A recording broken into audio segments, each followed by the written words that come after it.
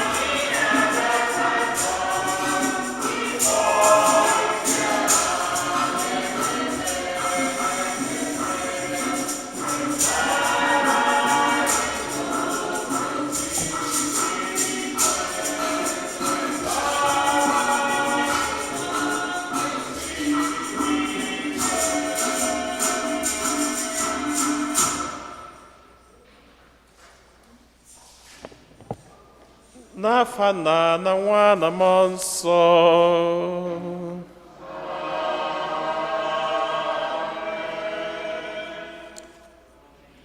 Anyị kwesịrị ime procession with the candle. So I thought na ha ka enyo ya n'azụ, but we'll still have to pray. So can you distribute the candles to them, please? Oh, you have it. Oh, okay. Come with the glass.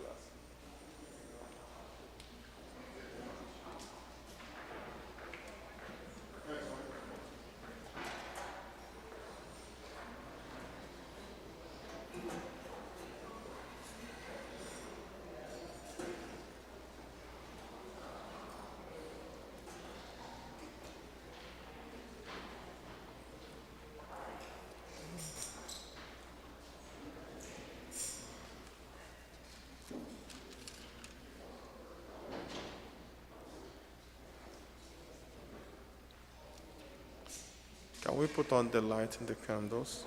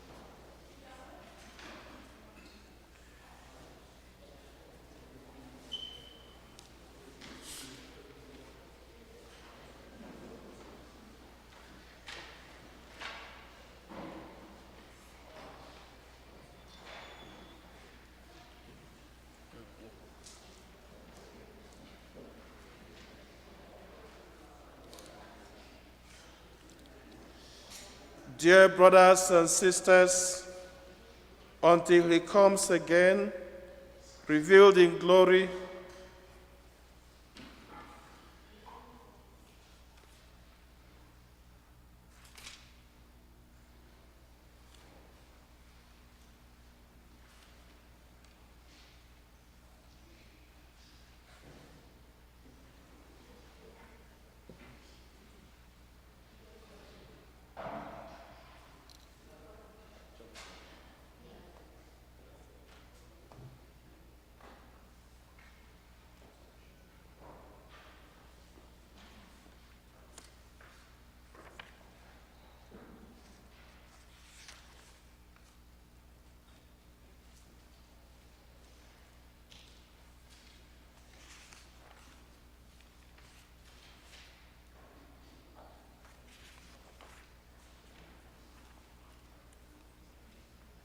dear brothers and sisters, 40 days have passed since we celebrated the joyful feast of the Nativity of the Lord.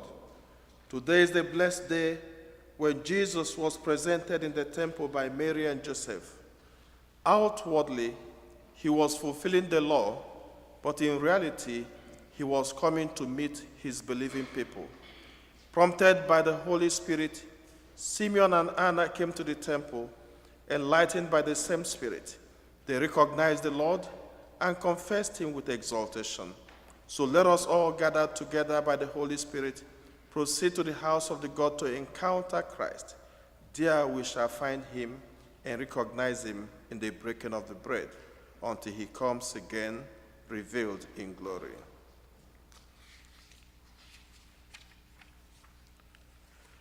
Let us pray. O God, source and origin of all light, who on this day showed to the just man Simeon the light for revelation to the Gentiles, we humbly ask that in answer to your people's prayer, you may be pleased to sanctify and bless these candles, which we are eager to carry in praise of your name, so that treading the path of virtue, we may reach that light which never fails, through Christ our Lord. Amen.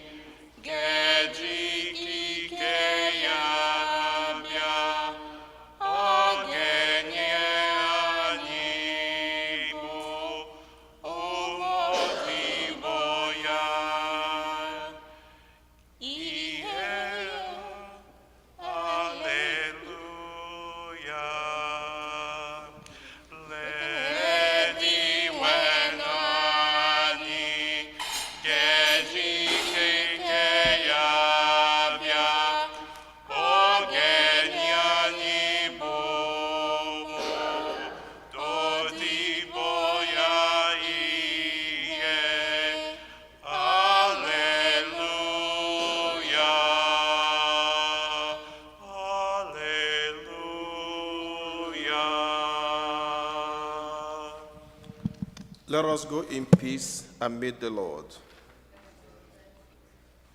Gloria.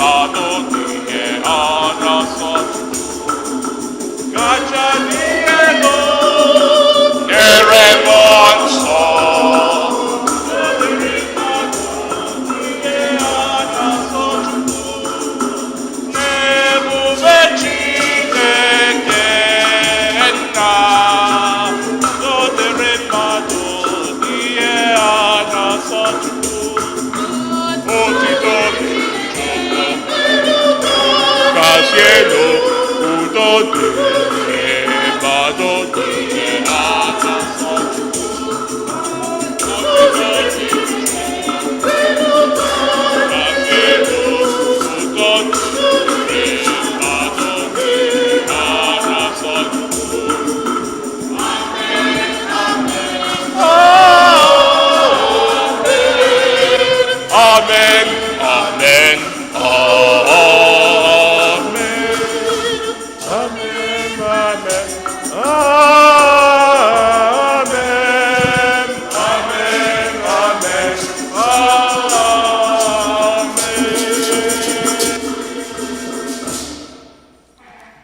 Ka anyị yọọ ayịyọ.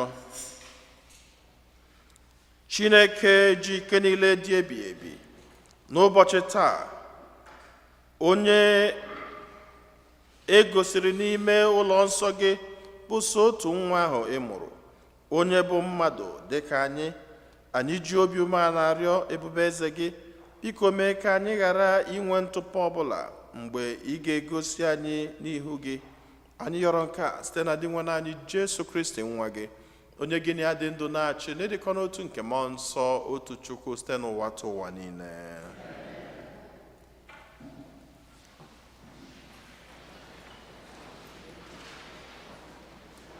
Onye ọbụla menyụzi aka ndụlị ahụ.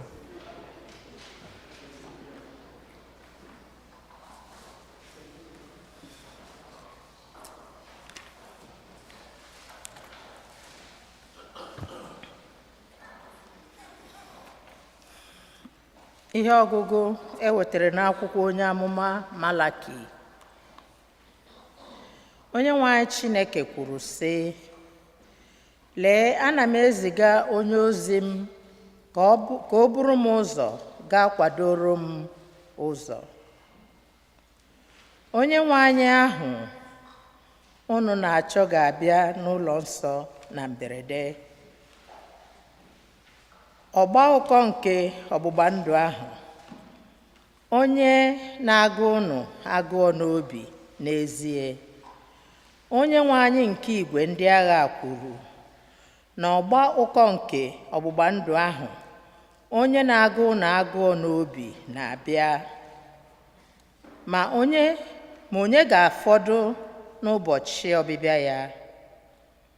Ọ bụkwa onye ga-eguzo mgbe ọ pụtara ka ahụ ya anya?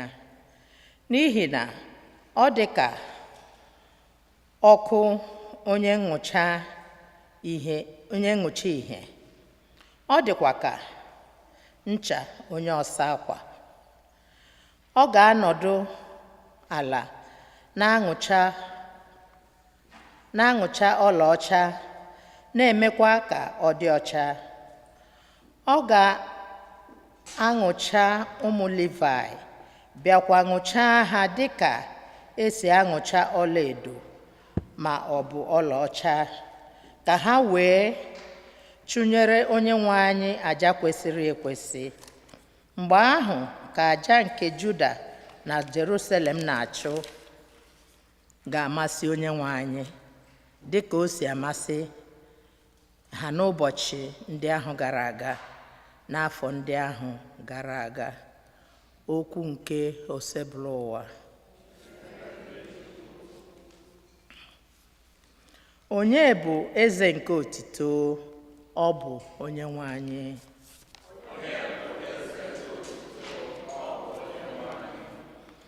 Ọnụ ụzọ ama, welitenụ isi unu elu. Ọnụ ụzọ ọkpụ, litenụ elu, ka eze nke ebube wee bata. Onye bụ eze nke otito? Ọ bụ onye nwe anyị. Onye bụ eze nke ebube? Onye nwe anyị, dimkpa na dike. Onye nwe anyị bụ dike ọgụ n'agha. Onye bụ eze nke otito? Ọ bụ onye nwe anyị. Ọnụ ụzọ ama, welitenụ isi unu elu. Ọnụ ụzọ ọkpụ, litenụ elu, ka eze nke ebube wee bata. Onye bụ eze nke otito? Ọ bụ onye nwe anyị. Onye bụ eze nke ebube a? onye nwe anyị nke igwe ndị agha, ọ bụ ya bụ eze nke ebube, onye eze nke otito, ọ bụ onye nwe anyị.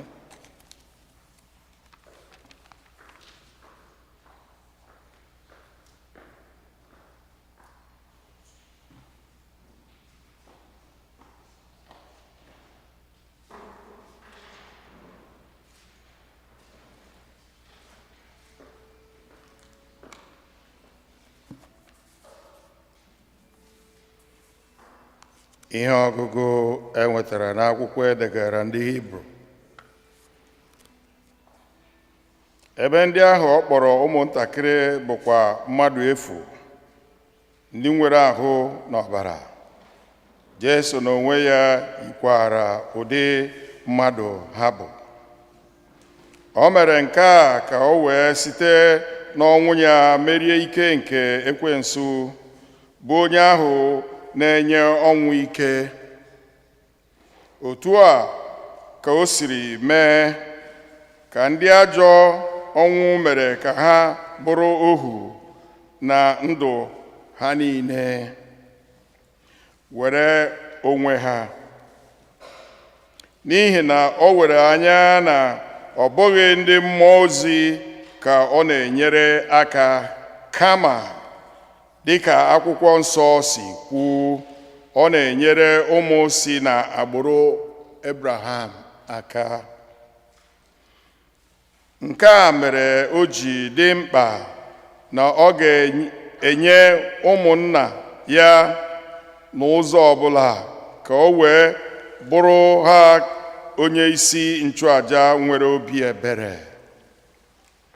na nke kwesịrị ntụkwasị obi, na-eje ozi nke Chineke, ka o wee nwee ike mee ka obi Chineke juru na mmehie niile nke ndị ya. O nwekwara ike itinye ndị nọ na ọnwụnwa aka ugbu a, n'ihi na ya onwe ya ahụla ahụhụ na mbụ site n'ọnwụnwa nke ọ wara ya. Okwu nke oseburu ụwa.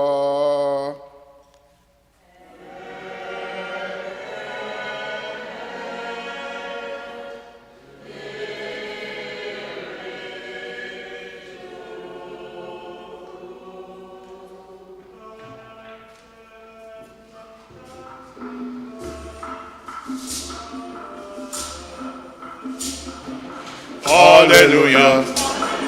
Hallelujah, hallelujah, hallelujah, hallelujah, hallelujah, hallelujah, hallelujah, hallelujah.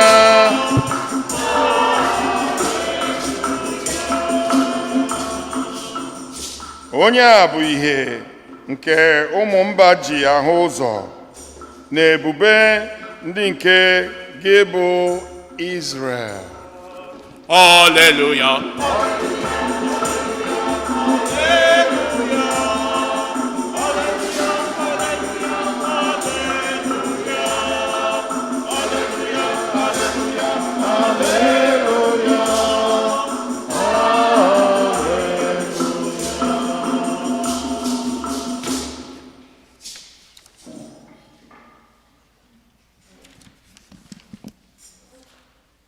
Onye nwe anyị nọnyere ụdọ.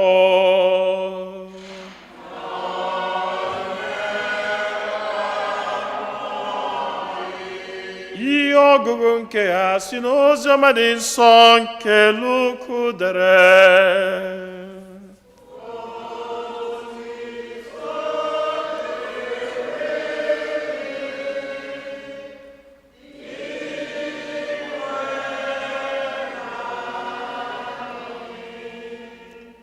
Mgbe oge zuru ime emume ngwụcha dịka iwu Mosis si dị, di na nwanyị ahụ kuru nwatakịrị ahụ gaa Jerusalem ka ha chee ya n'ihu Onyenwe anyị, n'ihi na edere ya n'iwu Onyenwe anyị sị, nwa mbụ ọbụla bụ nwoke a ga-agọrọ ya Onyenwe anyị. Ha jikwara nduru abụọ ma ọ bụ ụmụ kpalakwukwu abụọ chụọ àjà dịka iwu nke Onyenwe anyị kwuru. Ma n'oge ahụ, e nwere otu nwoke bi na Jerusalem aha ya bụ Simeon. Ọ bụ onye ezi omume na onye na-atụ egwu Chineke. Ọ nọkwa na-ele anya mgbe a ga-abịa ịzọpụta Izrel. Mmụọ nsọ nọnyekwara ya. Mmụọ nsọ emerarị ka ọ mata na ọnwụ agaghị emetụ ya aka wee rue mgbe o jiri anya ya hụ echiri echi nke Onyenwe anyị. Nwoke a jiri ugbu a bịa n'ụlọ nsọ site na nkwali na odudu nke mmụọ nsọ. Mgbe nne na nna nwatakịrị ahụ bụ Jesu kubatara ya n'ụlọ nsọ ka emere ya omenala na usoro iwu, Simeon kuru ya n'aka wee kelee Chineke sị, Onye nwe m, ngwa ka nwaodibo gị lawazie n'udo ugbu a dị ka nkwa ekwere m si dị, n'ihi na ejila m anya m hụ ọrụ nzọpụta ahụ i chere n'ihu mba niile, nke bụ ihe ndị mba ọzọ ji ahụ ụzọ na ebube nke ndị gị bụ Izrel. Ihe a na-ekwu banyere nwatakịrị ahụ gbara nne na nna ya gharị.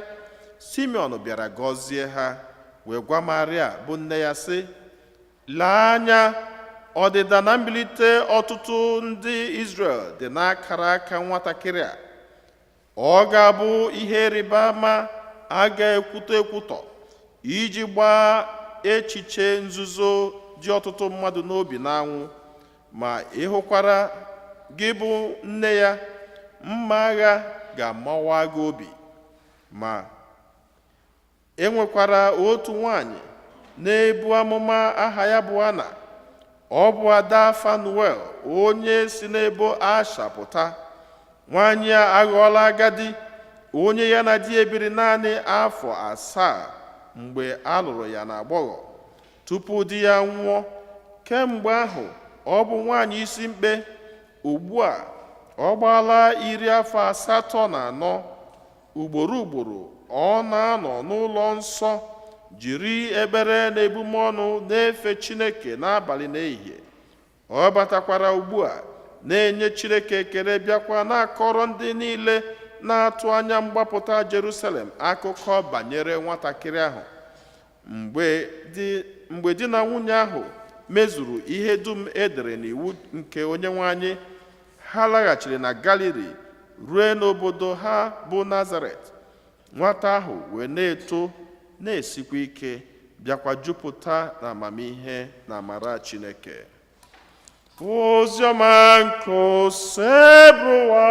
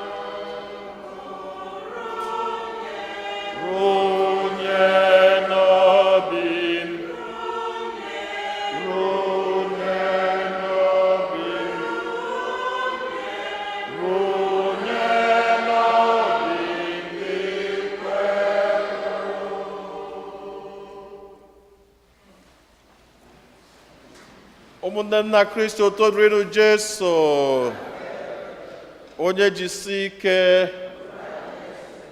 maka ndị m afụbere anya, ndị nka na-afụ anya tata desie ya, ma asịkwazi unu niile Happy New Year.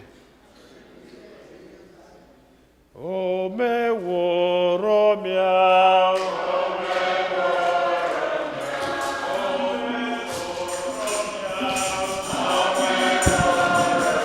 ihe mmadụ apụghị imere m, ihe mmadụ apụghị mere m. Ọnwụ ọ nwụrụ n'obe,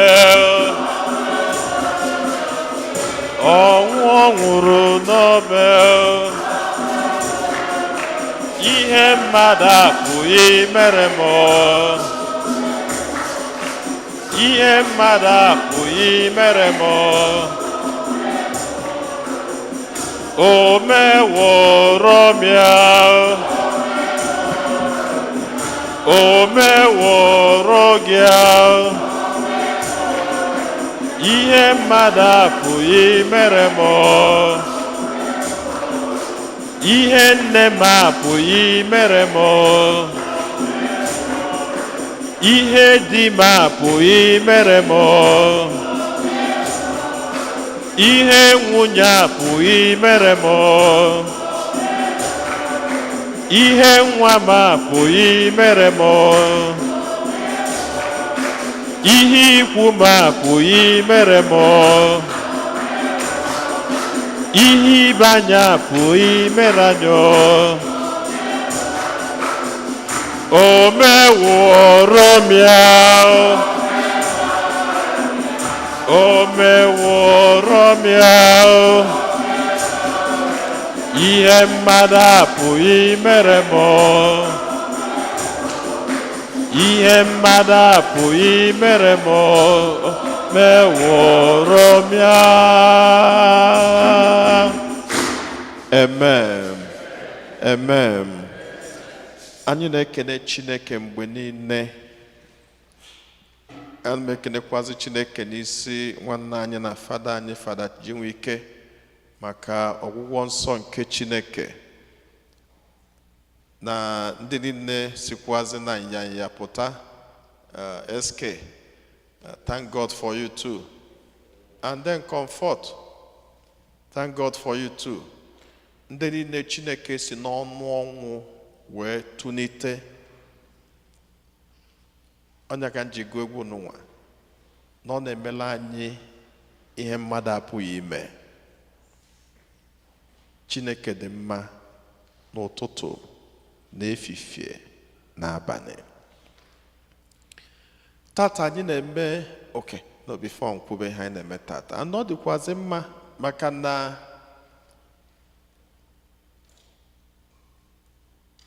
anyị fụchala ọtụtụ pikchọ ndị je Nigeria na ọ na-enene ma ndị ga-esi eche masị n'ọlụ bụ war zone, mana anyị fụ na ndị na-enwe ndị si n'ọlụ jee Mbaise, nwe ndị si ọlụ jee Owerri, nwe ndị si ọlụ jee mepe company, ma ndị si Enugu jee ọlụ. Enwelu varied movement here and there. Even though ịma Chukwu ebuka, maka enwelu ndị eyiri ụjọ ha na-enekata WhatsApp sị kama ha ga-ejekwa Nigeria gba ọkụ, ha wee tọ na America, anyị eme gịnị, anyị jebe Nigeria, maka na asị na be mbe ada abụ gịnị agụ. Chineke ji aka chekwaba ya onye ọbụla jere ụlọ. Anyị jecha, ọ na-eme n'ihu, anyị eme gịnị, anyị nọdụ n'azụ. Ọ na-eme n'azụ, anyị eme gịnị, anyị even ọ na-emezi ebe niile, anyị alarụba ụla. Anyị anabụ ụla na-alarụ, anyị tetazi ụla pụtazi asị ya n'ọkịta ka o mechara asị anyị na-agakwa ebe anyị na-aga. So the Lord we worship is good.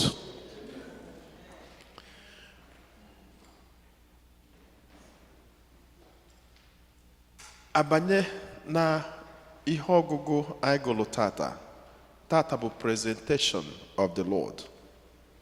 And ofu ihe nchọrọ ka ọ lụtụla anyị aka bụ mkpa ọ dị mmadụ iwere onwe nye n'iru Chineke.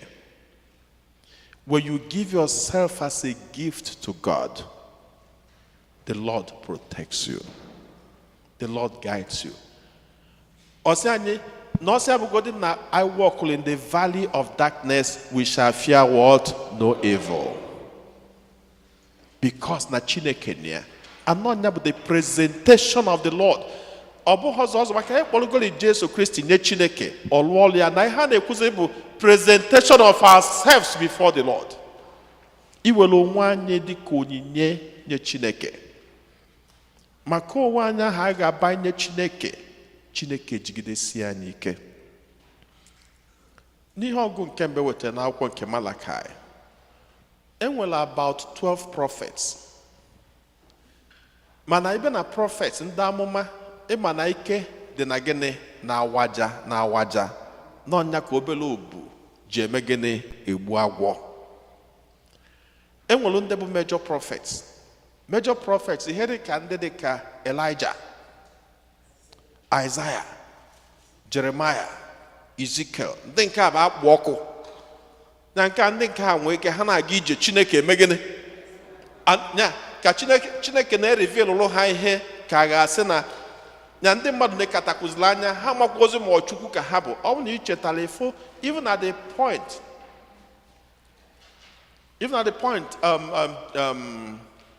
Elijah nwụrụ, ndị mmadụ ekwetarọ na ụdị pawa nwoke a nwere na o nwere ike ịba n'ime ana maka enwere ụdị Elijah merọ. Elijah ga-anọ ọ nọ na Chineke anya ọsị ya na ya abịa, Chineke o ji ọkụ eli aja bịa rie aja, gịnị eme? Ọkụ esi n'enu me gịnị? Elijah mmadụ nwụọ, Elijah gafeta ọsị ya ngwa asị gị me gịnị? Kunite. N'anya ndị mmadụ onye nwụrụ anwụ eme gịnị? Ekwetara na Elijah ụtụdị pawa o nwere naanị nwere ike irie. Ọnya melụ the story of Elijah became na o melụ gịnị? Na ọ nago n'eluigwe arụ na mkpụrụ obi.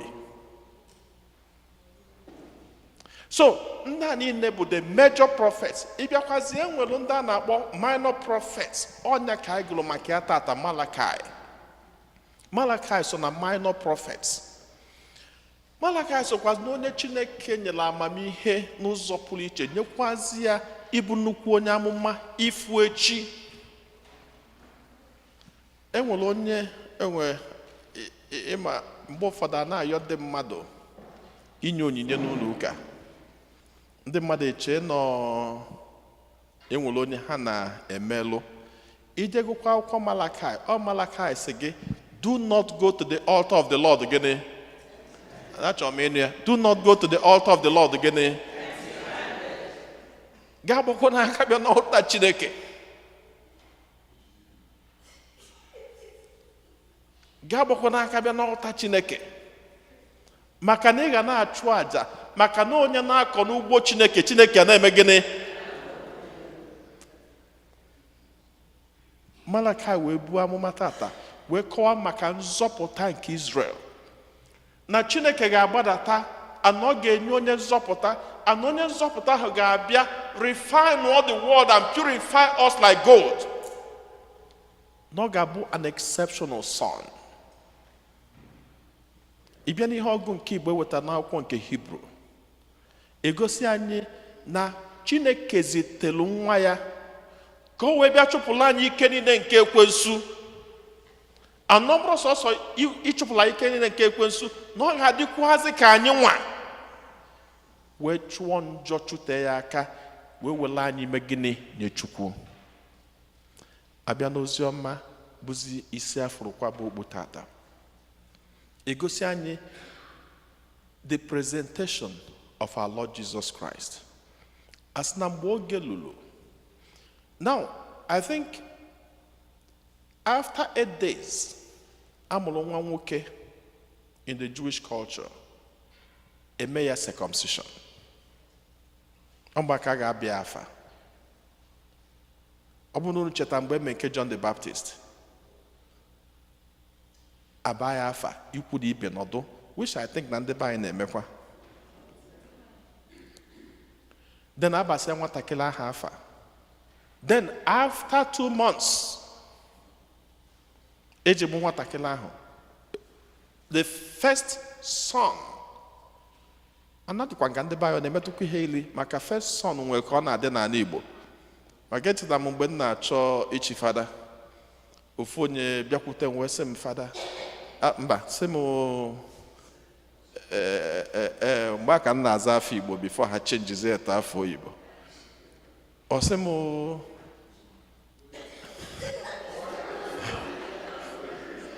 ọ mkpọ afọ Igbo ahụ.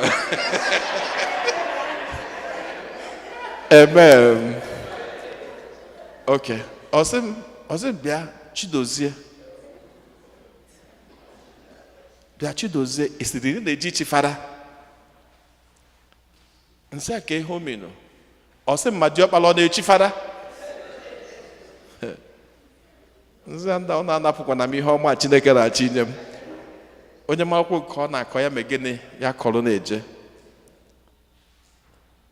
So it's also like that in the Jewish world. The first son is regarded as the first fruit. And so and that's why the Bible do say, no one about the first son now get dedicated, present here to the Lord in a special way. But cannot naga be fair. Nyelu debe hanine.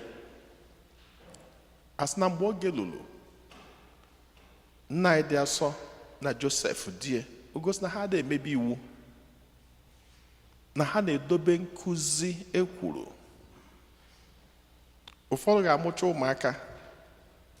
Ameme nwa baptizim. Ameme nwa nke ọbụla. Nwatakịrị abụla agadi. Ịjụọ ya ọsị, oh no, I don't want to do it because I want that child to grow up and make a choice of religion so that he can decide if he wants to be a Christian or not. Or I'll conquer it. Gịnị mere iji jarapụrụ nwatakịrị ahụ ka o tochazi o decide ya ma ọ chọrọ ije school?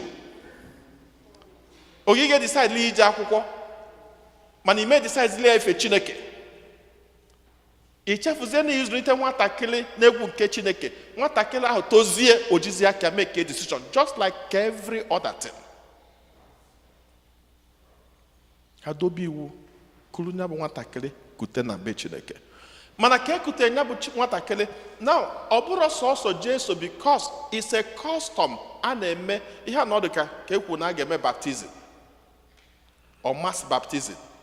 Enwe ihe dị ka ebe mmadụ 20 onye ọbụla kuru nwa nke ọbịa present ya the priest analụ dedicate el Chineke o mechaa enye turtle dove na onyinye ndị ọzọ a na-enye edobe ndị nke ọzọ emekwa gịnị abịa. Mana ka olu mgbe nke Jesu gịnị mere? In the same line ebe ndị ọzọ na-aga ka Simeon pụtalụ single ya out that this is not just an ordinary child onye nke dị iche n'etiti ndị a niile. Simeon jekulie sakunye nwatakịrị n'ụwa okunye ya enu sị na anya m afụgo nzọpụta ahụ nke Chineke kwadoro mba niile. Kedu ihe menụ? Because Simeon was filled with the Holy Spirit. That's why we can never live life, because the Bible said, apart from me, you can do nothing. That's why we can never live a whole life without Christ. It's not possible. Why? Jesus na-enye mmụọ nsọ in a very special way. Achọ nke connect ya. Ozugbo na-ezute Simeon was filled with the Spirit of God. Chetakwa, ozugbo Jesu zutere Elizabeth mgbe ọ ka nọ n'ime afọ. Gịnị mere? Elizabeth jupụtara na mmụọ nsọ. And Elizabeth for the first time prophesied in her life. Simeon on his own prophesied. Simeon wee sị na nwatakịrị nwa si Chineke bịazie akpọrọ ya maka na Chineke kwe Simeon nkwa na ọ ma afụnata ọnwụ wee luo mgbe anya mere gịnị furu ihe ọma anụnwa. Kedu ihe mere Chineke ji kwe Simeon nkwa anụnwa? Because Simeon was a righteous man. Chineke na-enye mmadụ compensation when you are a good person. Chineke blesses you. That does not mean that you will never suffer. But you will always see the light of God when you are a good person. And that's why we say it doesn't spoil anything to be good. It doesn't spoil anything for you to be good. In fact, come on, maybe he bezbo mmadụ onye gị nnukwu ngọzi. Simeon had that privilege. Maka na egosilie na ọ bụ ezigbo mmadụ. Obucha amụma o buru. Kwuo okwu niile o kwuru. Si na nwatakịrị nwa ga-abụ onye nzọpụta n'elu ụmụ Israel nyekwazile mba niile ndị ọzọ. Ka o buchara amụma ahụ, what happened? Enwekwa nwaanyị ọzọ it is always good to be good. Asa na nwekwa nwaanyị ọzọ na nwaanyị nụnwa na ọ nụrụ di na agbọghọ. Nya na di ebie how many years? 7. 7 years. Di ewe nwụọ. Gịnị ka nwaanyị nụnwa mere? Ọ gbakwuru Chineke. Akwụkwọ nsọ sị, she dedicated herself to God. Onolo at the service of God day in, day out. And megide until she was 84. Ozugbo zute nwatakịrị n'ụwa. Ọsịna nwatakịrị n'ụwa dị iche. That he is not ordinary. Ọbịakwa bu amụma n'isi ya. Onye ọbụla na-enezi. People were confused. What is going on? You don't lose anything to be good. You gain God's blessings more and protection when you have a good heart. When you are good, you don't lose. And then presentation. It's always very good to dedicate ourselves to the altar of God. I remember my last 2 Sundays, I went to chaplet, okay? I went to chaplet ever. And when on your note, chaplet. Okay, I can't repeat it because before Basoka, Chineke menchetia, Ekualemia, Chetalmia before Basoka, can call my Kemanda. It's always good to dedicate yourself to God. Dedicate your children. Always dedicate them to the protective care of God. And some years back, one old woman in Jedinho Lilin saw all the bedridden, so on a kind of wheelchair. So I told them I was coming. So when they looked at beer,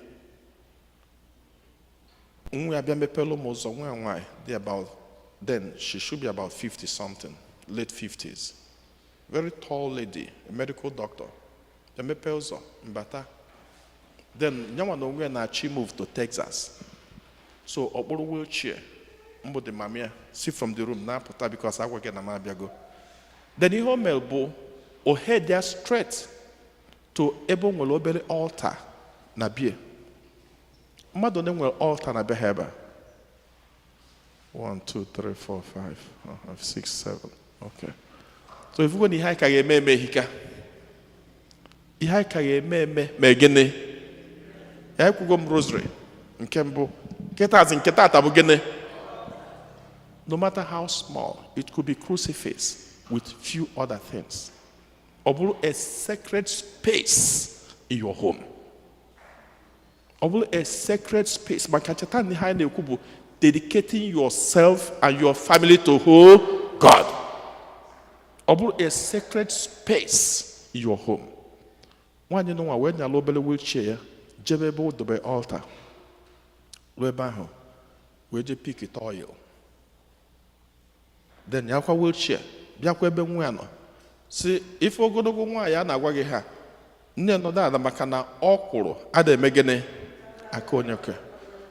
Osangwa ben jesie, oben jesi. Mama atukwasa aka. Baby ekpele, opeche ekpele. Well oil megene te ya n'isi. Techa yourself oil sia go in peace. Just for travel. Mmadụ na-echeta agọzi ụmụ ha na ha na-achị ime travel. So ha na-echeta bụ sometimes ilukwa jee n'ọfụma o nlukwa ihe ozi a niile nziri gị gbakwa mbọ ka ijecha ha niile tupu ị nata ọzọ. And that's it. Dedicate your children. And when you dedicate it, and in an ihe na-eme tata. So this last week, plain one. Ito? So this week. 3. Ito?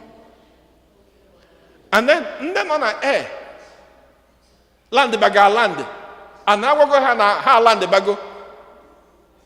Onye ọbụla emego n'afa nna na nwa na mmụọ nsọ kwe? Okwu bịa. ndị na-anya nke ndị amị ejegoro mishọn ha na-eje na ka ije ka anyị megịrị ka anyị pụta na mid-air okwu megịrị bie.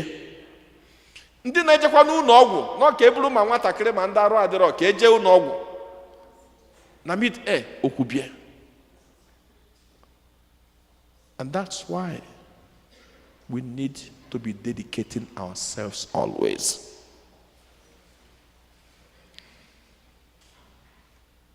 Ka amala Chineke baala anyị ụba, ka nchekwaba Chineke baala anyị ụba, ka anyị were onwe anyị nyecha Chineke kpamkpamkpam. In Jesus' name we pray.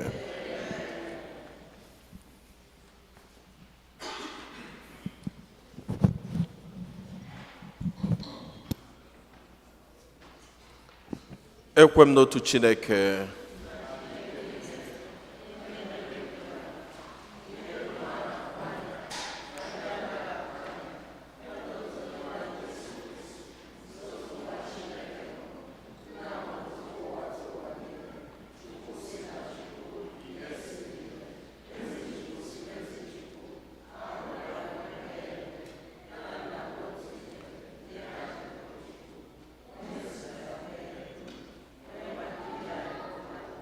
Maka ihe nzọpụta anyị si n'eluigwe gbadata were arụ site na mmụọ nsọ ọ bụrụ mmadụ abịa kpọgbuo ya n'obe n'ihi anyị n'oge ọchịchị Pontius Pilate, ọ taa afụfụ, ọ nwụọ, enye ya.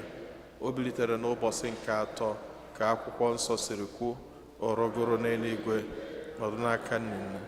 Ọ ga-abịaghachi ọzọ n'ebube ya ikpe ndị dị ndụ na ndị nwụrụ anwụ ikpe.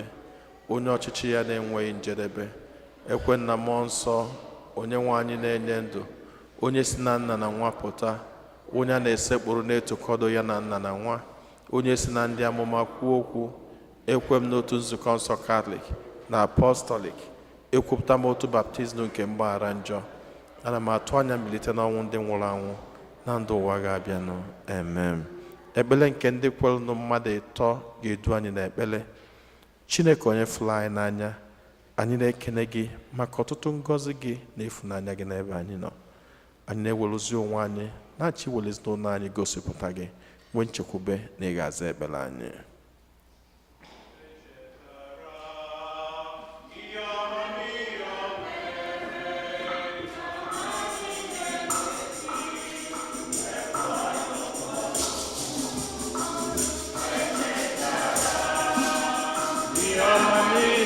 Mere amani nengeji wekwayo kworo.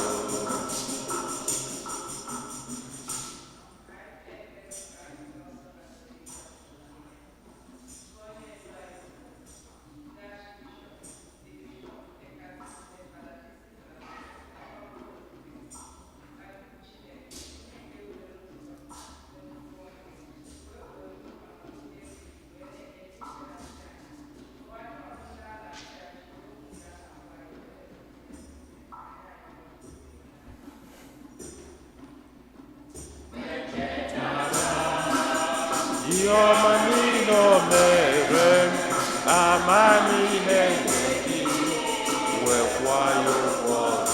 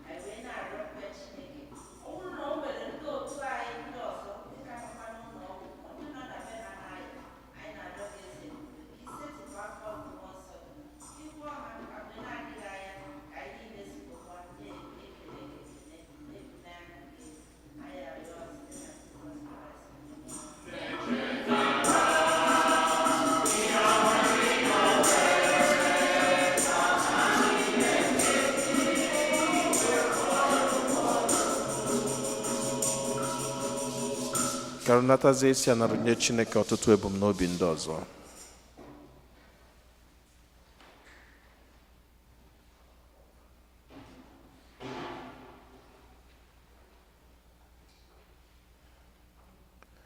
Chineke eze ebube, anyị eburugo ebumnobi anyị, atụmatụ anyị niile gosipụtaghị. Anyị nwere nchekwube na ị ga-aza ekpere anyị, gbuola anyị mkpa ndị a niile karịa ka anyị pụrụ ịyọ gị site na Kristi onye nwe anyị.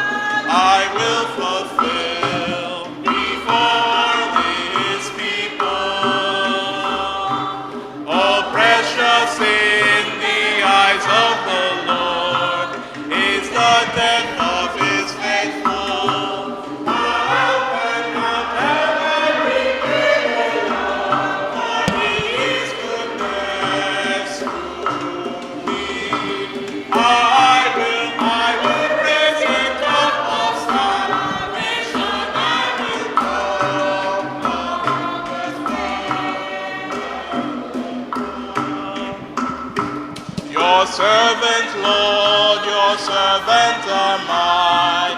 You have loosened my bonds. A thanksgiving sacrifice I make. I will call on the Lord's name. How can I repay the Lord for his goodness to me? I will raise a cup of salvation. I will call on the my vows to the Lord I will fulfill before all his people. In the courts of the house of the Lord, in your midst, O Jerusalem, how can I repay the Lord for his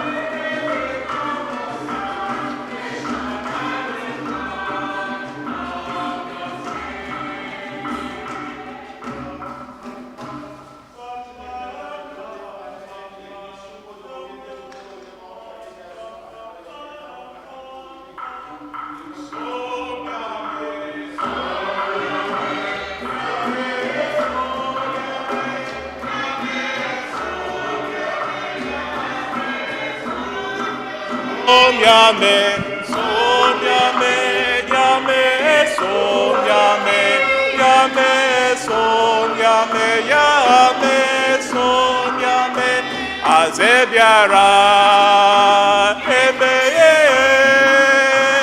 ibe obo akunta Azebiara ebeye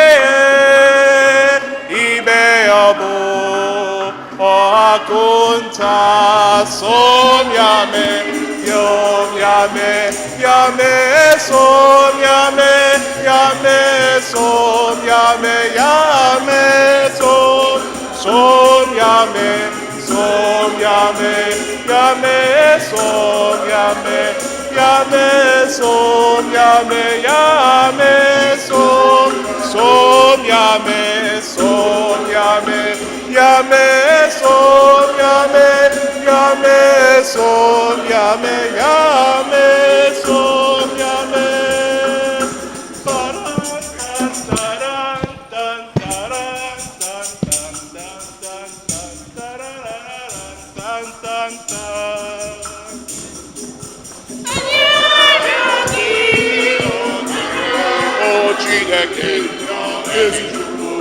Ezichukwu nabata ya were ya nta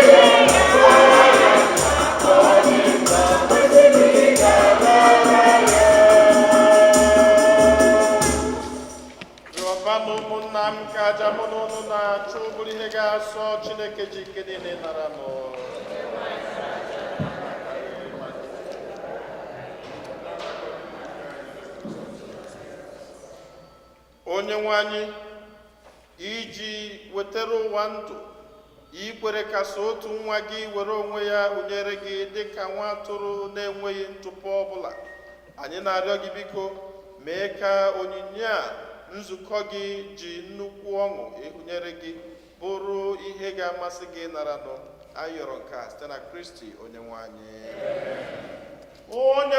nọ n'elu ụdọ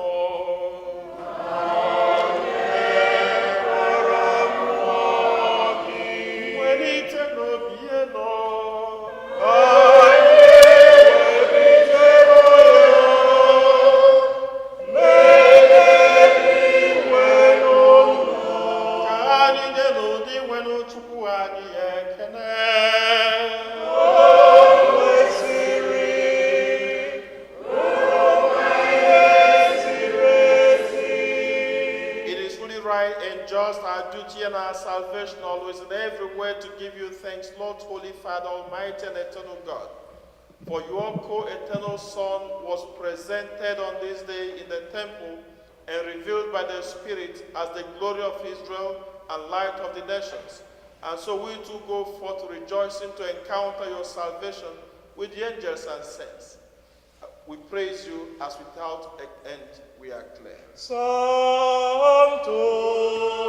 Sanctus,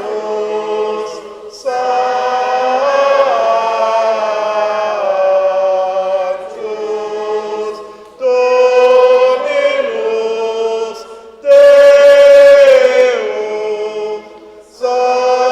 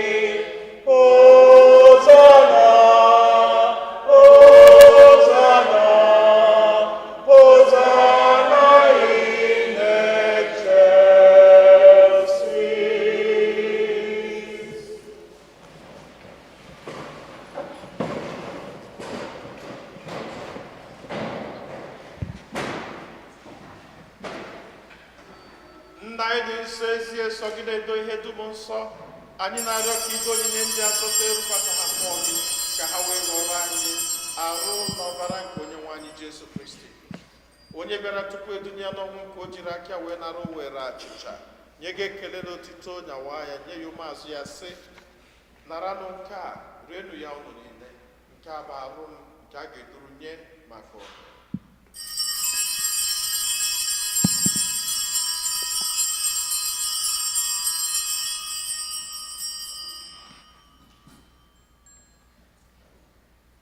otu akwa ka o siri mee mgbe ha richara nri anyasị, o buru iko mmanya nyekwa gị ekele na otito bunye ya ụmụazụ ya sị, naranụ nke a ṅụọnụ ya ụnụ niile, nke a bụ iko nke ọbara m nke ọgbụgba ndụ ọhụrụ dị ebebe, a ga-agba ya n'ihu nna n'ihi mmadụ niile ka e were gbaghara njọ, na-emenụ nke a na ncheta gị.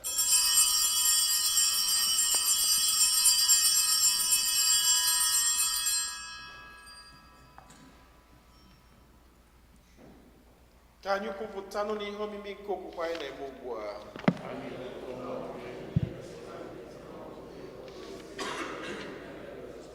Nna, na ncheta nke ọnwụ na mbilite n'ọnwụ nke nwa gị, anyị ebunye gị achịcha nke ndụ na iko nke nzọpụta. Anyị na-ekele gị n'ihi na ikwere ka anyị dị mma ikwuru n'ihu gị na-efe gị.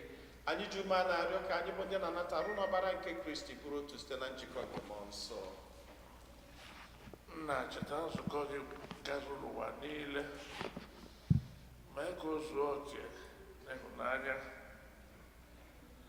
Gọzie Pope anyị Francis, bishọp anyị bụ Robert, na ndị ofufe ọta gị niile. Chetakwazi ụmụnne anyị ndị ji nchekwube nke mbilite n'ọnwụ wee rahụ ụra.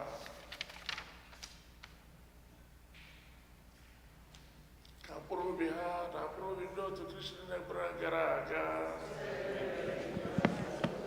kpọbata na ndị ọzọ niile nwụrụ anwụ n'ihe nke ebube gị.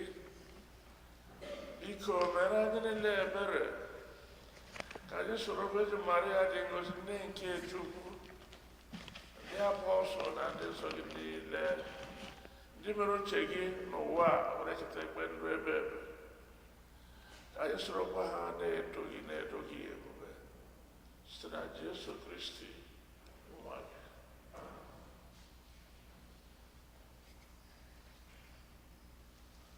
Ihe niile kere eke na-esonye bụ Kristi, na-esikwa n'ime na n'aka ya, na ịdịkọrọ otu nke mmụọ nsọ, na-enye gị bụ Chukwu nna ji nke niile nsọpụrụ na otito niile site n'ụwa ta ụwa niile. Nna anyị nọ n'eluigwe,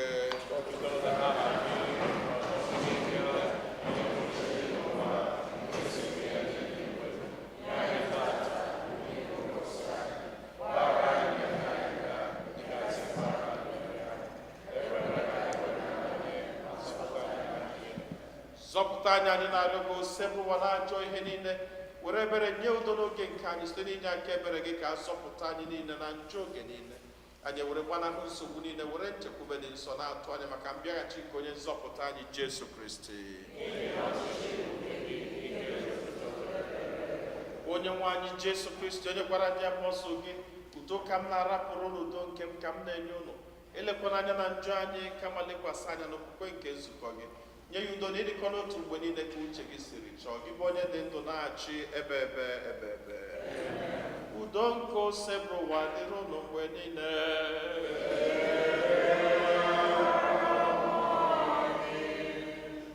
Nyerịtanụ ibe unu ekele nke udo. Nye m aka gị ezigbo nwanne m, nye m aka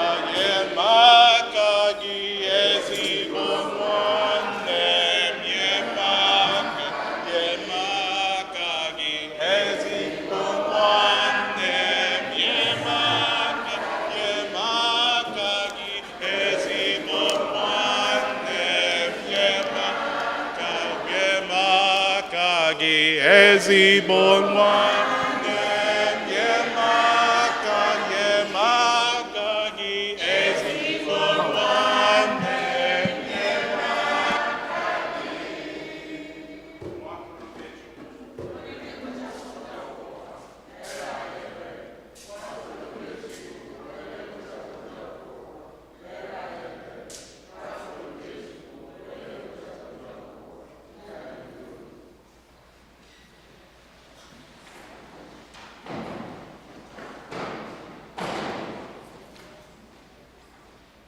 ndị m na Kristi na-edu n'ụwa atụrụ nke Chukwu na onye ahụ na-ekpochapụ njọ nke ụwa anyị niile nwekwa onye isi ọma bụ ndị akpọrọ iri nke nwa atụrụ Chineke.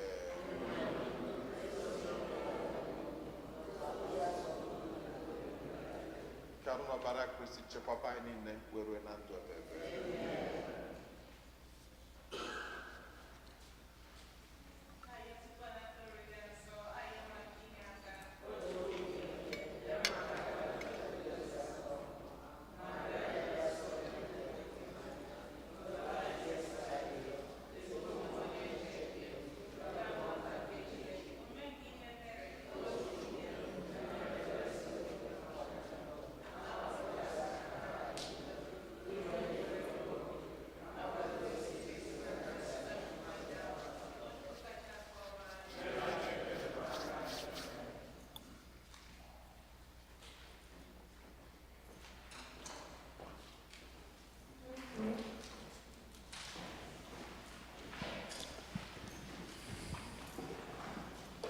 Great is thy faithfulness, O God, my Father.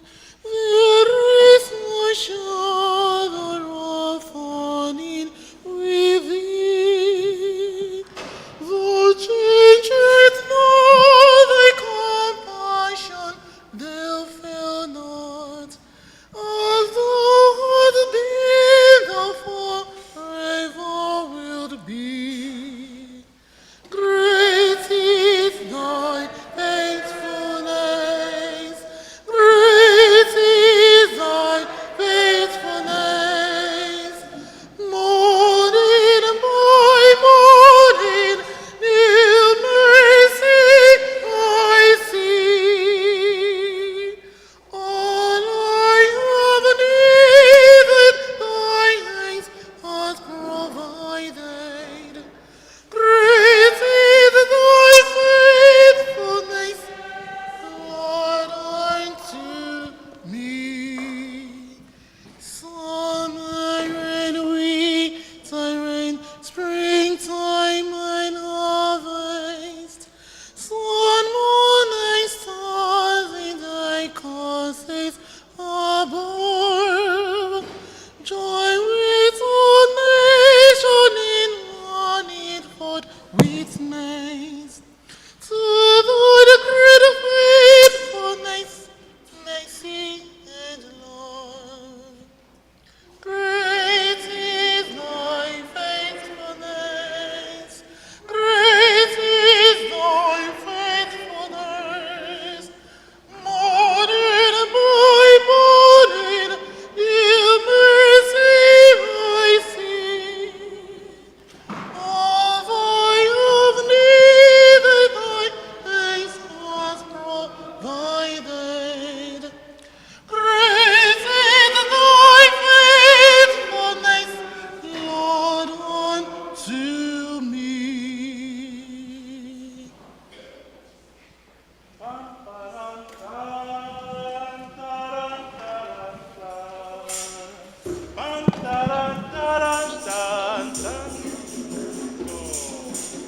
Aga m eje nara Kristi, aga m eje n'ọbara nara Kristi, ọdụ dị wenu Jesu Kristi nye ndụ, ahụ dị wenu Jesu Kristi dị ụtọ nri ọma. Ka nje nara Kristi nye nri ọma, aga m anara Kristi nye nri ọma, Jesu mụ. Kristi gị dị ụtọ, nri ọma Kristi kwuru si, abụ m achịcha ndụ, abụ m achịcha ndụ. Isi niile na-ebịa n'ụwa, onye ọbụla rere na achịcha ga-enwe onye ọbụla rere na achịcha ga-enwe n'ọkụ, nri ọma Kristi na-atọ ọkụ n'anya m anya.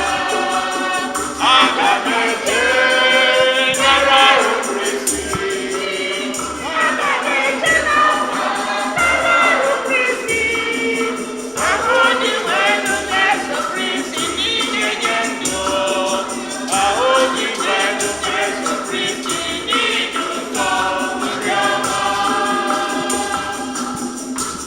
Kanje narahu Kristi nye nirioma, agama narahu Kristi nye nirioma, Jesu mo nirioma Kristi giduto nirioma si wenukorosi,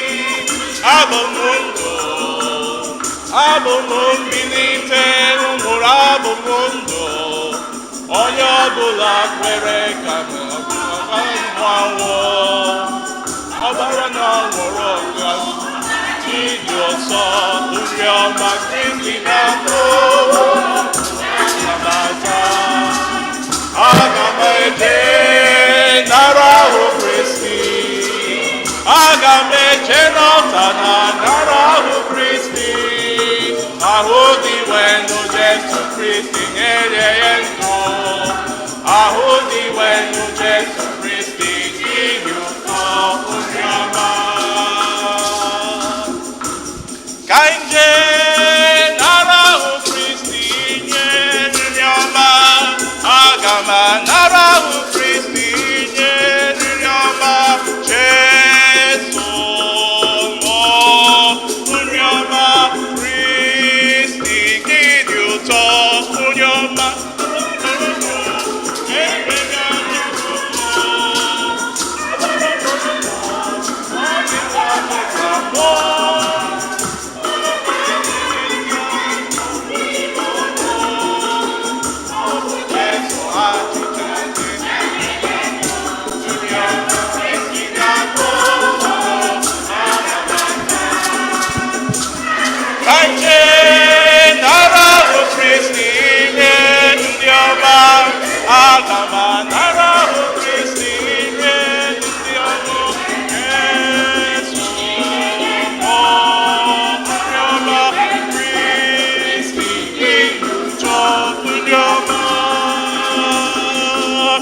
Aga m eje nara ahụ Kristi,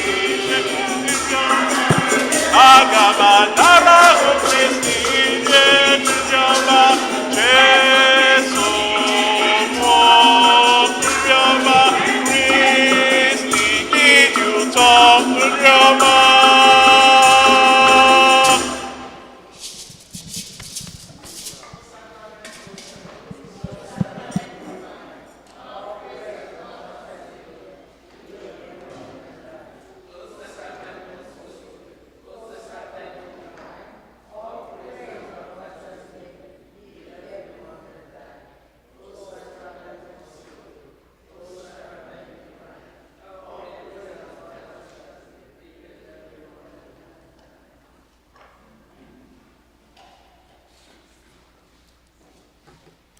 Ka anyị yọọ ayịyọ.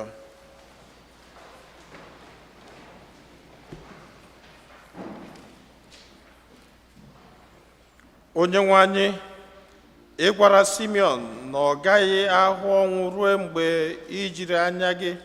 o jiri anya ya hụ Kristi onye nzọpụta. Imezuru ya nkwa nke a, biko anyị na-arịọ gị ka oriri nsọ nke anyị natara nyere anyị aka inweta amara gị n'uju, iji bịakwute dị nwe anyị ka anyị wee nweta ndụ ebighị ebi. Anyị yọrọ nke a site na Kristi onyenwe anyị.